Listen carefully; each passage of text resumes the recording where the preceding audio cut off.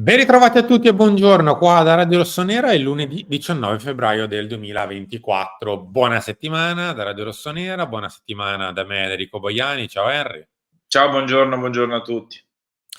Henry, una settimana che inizia con 4 gol sul groppone, quindi non particolarmente felice. Poi, insomma, ci troveremo a giocare il ritorno di Europa League, ma insomma, passeranno 4 giorni ancora prima di tornare in Europa e quindi oggi è un pochino l'analisi di quello che è successo ieri sera a Monza, dove il Milan va sotto 2-0, va 2-2 in 10 e poi si fa ancora una volta ripassare per il 3-2 e il 4-2 finale nei minuti di recupero, in buona sostanza.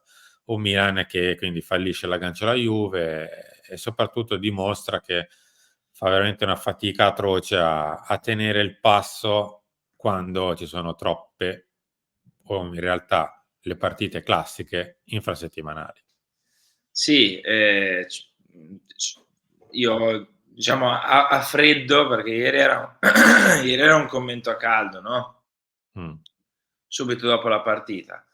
A freddo, riguardando un po' le immagini, riguardando qualcosa, sì, possiamo anche stare a discutere sul come arrivano i gol, sul fatto che l'ultimo arriva a partita finita e tutto quello che vuoi, ma il Milan la partita la perde, cioè la perde proprio concettualmente, la perde con quel primo tempo, la perde per come gestisce i minuti e come si mette in campo dopo aver segnato il pari sotto di un uomo e facendo una mezza impresa. E il Milan ha perso, cioè a me non interessa troppo come arrivano i 4 gol, ne arrivano 4 per l'ennesima volta, hai l'11ª difesa della Serie A. Cioè sono numeri Sì, sì, raccapriccianti. numeri brutti dietro, sì. Ecco, quindi stare troppo a cercare di capire, di fare la caccia al colpevole, Pioli stesso compreso, non sto dicendo questo, mi sembra veramente la caccia alle streghe. Ho riletto come sempre anche ieri le 1600 patenti di tifo che vengono attribuite nel post partita, tra chi la pensa A e chi la pensa B e chi la pensa C, ognuno ha il proprio pensiero, però evidentemente non siamo ancora capaci, secondo me, di scindere l'opinione di tutti, che è sacrosanta, ed è sacrosanto anche poterla esprimere, dall'assoluta verità, che probabilmente non esiste, non esisterà mai nel mondo del calcio, perché sono tante opinioni che probabilmente incontrano la verità in un punto centrale o nella direzione più di qualcuno, ecco. Quindi mi è dispiaciuto questo nel post partita di ieri, che come ogni volta invece di cercare di andare un po' più a fondo, si iniziano a puntare le dita da una parte e dall'altra e va bene, ecco. A me dispiace soltanto che questa cosa venga fatta ripetutamente verso gli errori dei nostri ragazzi. Così come magari a volte eccessivamente abbiamo fatto anche verso Pioli, non sto dicendo questo, però cavoli, ogni volta è lo scemo del villaggio, passatemi il termine, che ci costa la partita. Se però son 23 partite, 20 partite, 18 partite che troviamo uno scemo del villaggio a turno, forse qualcosa che non va non c'è, ecco, questo volevo dire. Mi è dispiaciuto quello.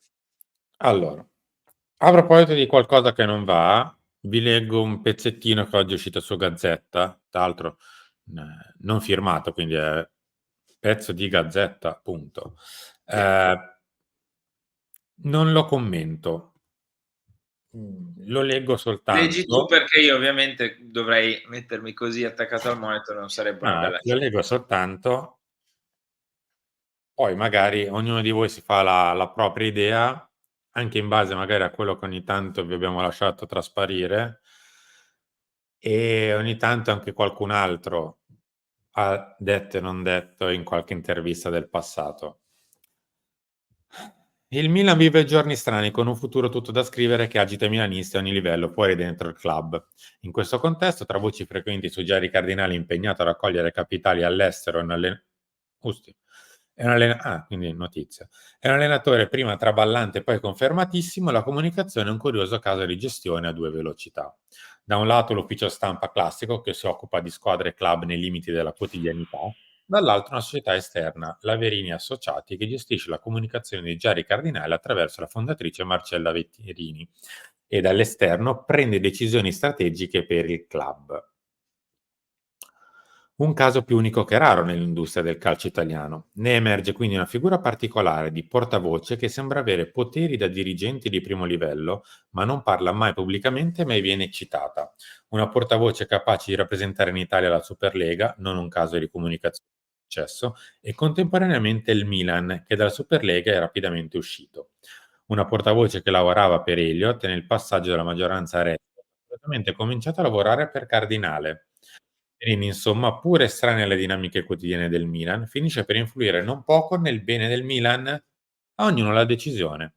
Non sono un mistero, ad esempio, le super perplessità su Paolo Maldini quando era direttore tecnico rossonero, oppure la scelta di pubblicare il messaggio di auguri di Cardinale, critico con la squadra, a poche ore dalla partita di Salerno del 22 dicembre. Non sono soddisfatto della nostra posizione in Serie A, scriveva, e il Milan, rinfrancato, a Salerno lasciò altri 2 punti. Andiamo avanti. Fai una roba, Simo. Facciamo una cosa.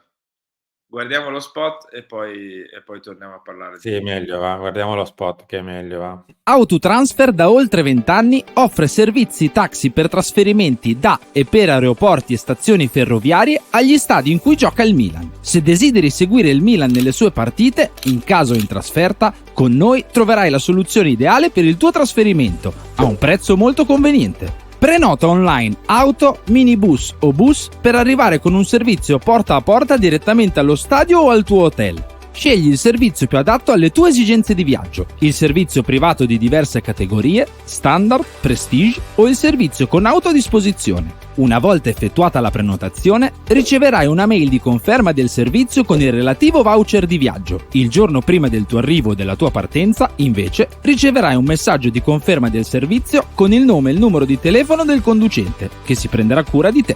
Ah, dimenticavo! Se sei un ascoltatore di Radio Rossonera, collegati al link per la prossima partita e usa il codice riservato a tutti i tifosi per ottenere un coupon con lo sconto del 10% su tutti i tuoi transfer. E rieccoci qua. Parliamo della partita, che è meglio. Decisamente, cioè meglio, virgola, vista la partita. Rossoneri senza scuse, Pioli sconfitta pesante, commesse errori gravi, il turnover, Pulisic era giusto rifiatasse, Leo aveva avuto un problema nella rifinitura, abbiamo sbagliato troppo. Ed è per questo che infatti prende 5,5. Niente male. Niente male. Pioli 5,5, Pulisic 7,5, Jovic 3 per no, al merito di svegliare il Milan con la terapia d'urto, diciamo, come scrive la Gazzetta.